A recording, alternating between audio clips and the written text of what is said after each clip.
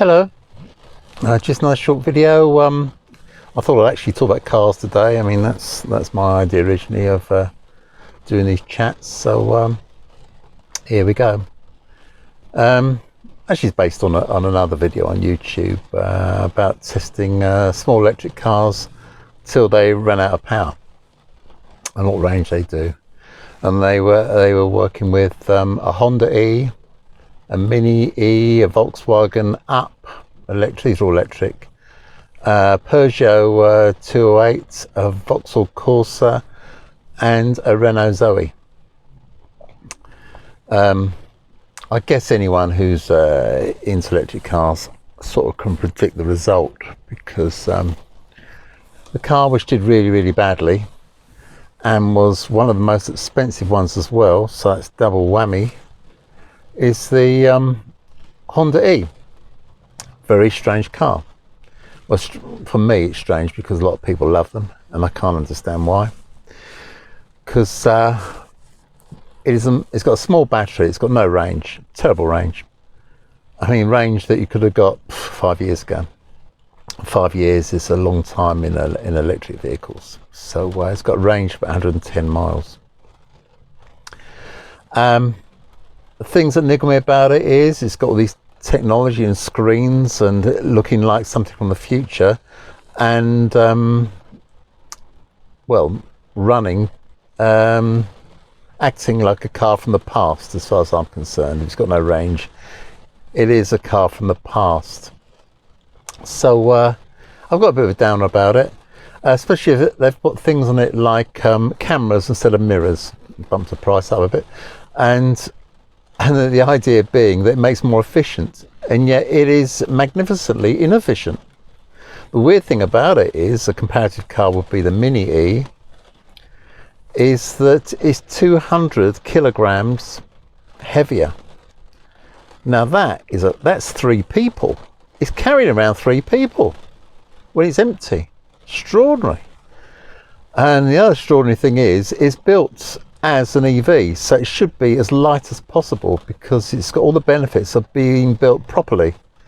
Because I like EVs to be built, you know, as an EV, and I do like the fact it's got a rear drive. That's 2 pluses.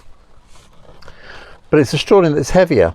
And the car that was another car, the car that's in second place for range, about 140 miles, was the Mini with a similar sized battery. Now that is a puzzle, because the Mini is 200 kilograms lighter than the Honda E, which is an absolute puzzle. And it wasn't built as an EV. So hats off to Mini, the BMW Mini. They've actually managed a bit of magic there. They've actually managed to get their car, not built as an EV, to do much better than the car that is built as an EV. So well done, Mini. One of the other cars which did well was the VW Up, and it did about 160 miles. So the Mini did about 110. Now the Mini did 140, the Honda did 110, and the Volkswagen did about 160. But the congratulations to Volkswagen, because their car was cheap, and it's not like Volkswagen do cheap. But that's a compromise car because it wasn't built as an electric car. But very good, because it's got a quite big battery for the size of the car.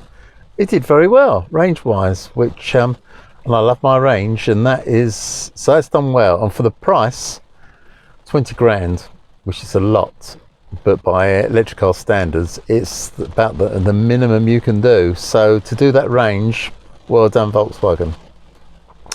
Next two, I'll put them together, is a Peugeot 208 and the Vauxhall Corsa. You can put those together because both got the same powertrain, both got the same 50 kilowatt battery. They're both the same car with a different body. I must say the Peugeot looks a lot nicer. It's a nice car. I mean, inside as well, it looks like a nice place to sit, is the Peugeot. So I've got a bit of a soft spot for that. And both of those did about 180 miles, which is not bad. No, not bad. They're about 20 miles off their predicted range, so that's not bad at all. Quite like them. I mean, if I was going for the Peugeot 208, because me being older, I suppose, I'd go for the Peugeot 2008 and get a bit of height, because you can see better, and apparently they're a bit quieter as well. Probably because the interior is bigger. I think if you've got a bigger interior and everything else is the same, it's quieter. Perhaps it's because the glass space is about the same on the bigger car. Because I've got this thing about noise in cars. People talk about it. People talk about it a lot with electric cars because they're so quiet that people want to stop the wind noise and the road noise and the noise from other vehicles on the road, because it's such a nice, peaceful place to be. And I've got a bit of a theory about it, where the noise comes, because they talk about, I'm in my Tesla Model 3. And I suppose the noise in this comes from the road noise. And my theory is, and everyone's got their theory, is because of that, and it's hard surfaces. You go into an empty house with no furniture in, it's really noisy, isn't it? It echoes. You can, if you walk across the floor, it's just noisy, isn't it? Because there's nothing to cushion the noise. So my theory is, the way one of the reasons cars have got more road noise than others is hard surfaces, and this car's got a glass roof, which of course is hard. It makes the car noisier. That's my theory. The more soft surfaces you've got in a vehicle, the more quiet it's likely to be. Just my theory. Right, and that's it really. I mean, I do like the glass roof, but it lets the heat out, and lets quite a bit of heat in. So there's goods and bads. And I mean, it'd be ideal to me if they had the glass roof, it had a shield. You could bring a nice soft shield, a nice padded shield you could pull across the glass roof. That'd be rather jolly. What's the last car? Oh, the Renault Zoe. I was quite surprised, because historically Renault Zoes haven't been particularly efficient. They started off with a 22 kilowatt battery, which was really small. You got about 80 miles out of that. Then they got the 40 kilowatt battery and put it in, and Renault claimed it would do 200 miles, which you never ever could. So I thought that was a bit bad. But in this test, and it seemed a very fair test actually, very good test, because I drove them until they stopped. Oh, I'll come to that in a minute. So the Renault did, what does it do, about 230 miles. It's got to be the car that goes furthest, cheapest, that's absolutely for sure, because that is pretty impressive. I mean, that is impressive. I'm in my lovely Tesla, and that Renault, pretty close. The Renault and this Tesla is pretty close range-wise, I'd say, and the Renault is a shed load cheaper. Obviously, the Tesla's better, but not just because I'm biased, it just is. But the Renault, pound for pound, very nice range. The other thing about this test, which quite amused me, was seeing they drive the cars till they died. One of them stopped in quite a hazardous position. It's a hazardous position where the road split into two, and there's some stripy lines before the road split into two, and that's when the car decided to stop. So they pulled up on these stripy lines before the road split into a pretty dicey place, and the police car pulls up to see if he's all right. So he says, I'm all right, I'm just doing a test, and the car's run out of power, I'm just waiting for the RAC to come along with the RAC. Now I've got dedicated electric car savers to save the electric car, and they go and they come along, and they've got a generator or a battery. They've got some way of putting some power into an electric car to get it to a charger, which is pretty nifty. And so anyway, so the police car stops and says, hello, what you doing, stop there? And the guy said, well, doing this test, ran out of power. Now, and the police said, oh, fair enough, and off he went. Now, really, I was sort of thinking, hang about, shouldn't the policeman be booking the guy? Because he has deliberately, it wasn't a mistake, it wasn't whoops-a-daisy, he's deliberately driven that car till it ran out of power on the road.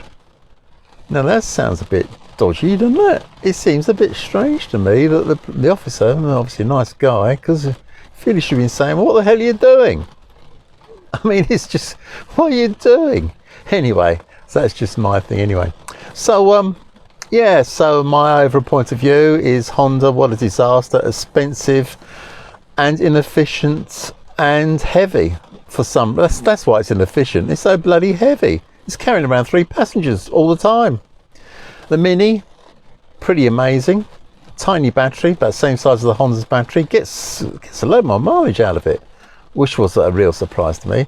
The Volkswagen, I knew it'd be quite good because the battery is about 38 kilowatts and it's a tiny car and it's very light. So I'm not surprised it did very well range-wise. The Peugeot and Vauxhall, congratulations to them. They put 50 kilowatt, which I feel might be the minimum size for a battery. 50 kilowatt battery in their Vauxhall and Peugeot, same battery. So it gave it decent range because of the size of the battery. So good on them, very good. Peugeot and Vauxhall, I prefer the Peugeot from out of those two. Renault, well, about the same size battery as the Vauxhall and Peugeot. It's got about 52 kilowatts, only a couple more kilowatt hour battery than the Vauxhall and Peugeot. And well done, well done. The range was really good. Can't complain. If you're looking for cheap range, and I love my range, either you go, if the cheapness is the thing that dominates your mind, you go for the Volkswagen. If your range is the thing that dominates you, which maybe with me it probably is, and you haven't got a fortune to spend, the Renault Zoe. Surprised how good it was. So anyway, yeah, it was a really good test, and it shows what you want to see, really. It was an excellent test, and it was in the UK, and actually it was in hot weather. So I know they all had the air conditioning on, which is a downer, but batteries like it warm. So the performance of these vehicles is probably a little bit better than it's better than you would expect in well, now, because I don't know if you can hear it, because the rain is chucking it down. And batteries do like warm weather, and apparently the day they were testing these cars about 30 degrees, so a battery quite likes that. Quite likes toasty. 30-40 degree battery is a happy battery.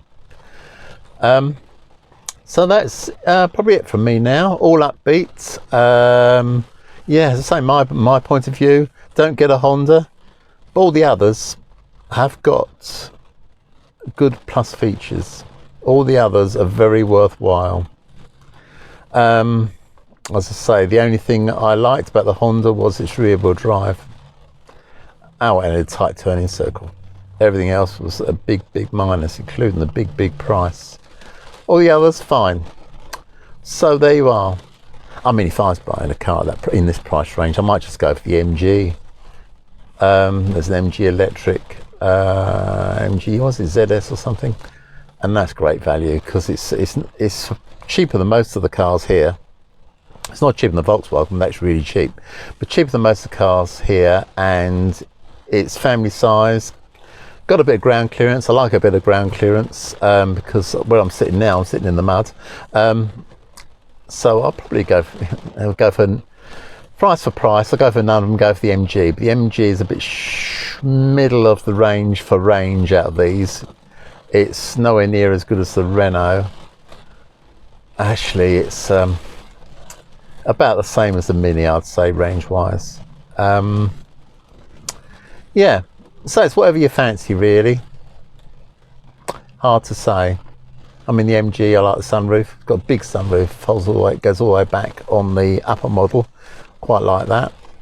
So it's price for price, I think the MG should be included. I mean, all these cars are small cars, and I suppose it could be said, well, the MG is not a small car. But if you're just going on price, the MG, well, the MG, I think, actually crushes the Honda. It's shed loads cheaper, and it's actually usable, and I don't know. And it goes further. I mean, well, as you can tell, I just don't get the Honda. People say it's cute or sexy. People say it's sexy. What were you going to do with it? What? It's a bit weird. I mean, what? So anyway, I'm off now, and the rain is hurling it down, and I'll speak to you another time. See you later on. Bye bye.